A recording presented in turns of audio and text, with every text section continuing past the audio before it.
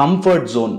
మనిషి అలవాట్లకి అలవాటైపోయి అలా ఉన్న ప్లేస్లోనే స్టాగ్నెంట్గా బ్రతుకుతుంటాడు. ఎవరినో ఇట్లాగే మాట్లాడుతున్నప్పుడు అడిగినప్పుడు ఏంటి పర్పస్ ఆఫ్ లైఫ్, మనిషి ఎందుకు సంపాదించాలి, లేకపోతే పెరగాలి, తినాలి, ఎందుకు ఇల్లులు కట్టుకోవాలి, బిల్డింగ్లు కట్టుకోవాలి, అల్టిమేట్లీ అందరూ చచ్చిపోయేదే కదా అనే ఆలోచన వచ్చినప్పుడు ఆ డిస్కషన్లోంచి ఒక ఫెంటాస్టిక్ కాన్సెప్ట్ వచ్చిందనమాట. దట్ ఈస్ మనిషి జీవితానికి ఒకే ఒక పర్పస్.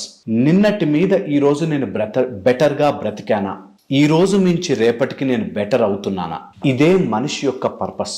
ఇంతకు మించి మనిషి జీవితానికి ఒక పర్పస్ అంటూ ఏది ఉండదు.